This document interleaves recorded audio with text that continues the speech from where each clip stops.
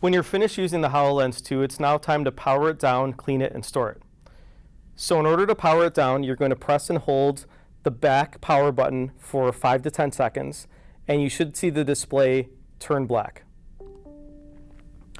Once that's done, you'll remove the headset, and then you will clean the headset. So you should again notice that your head is a little sweaty, so you'll want to take one of the wipes here and wipe some of the sweat that's off of the top of the headset. So you'll see this foam insert that I'm wiping down.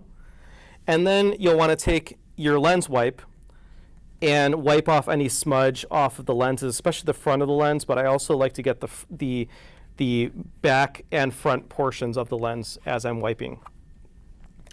Next, you will plug the HoloLens 2 back to the power adapter, and you will hang it up. And that's how you clean and store the HoloLens 2.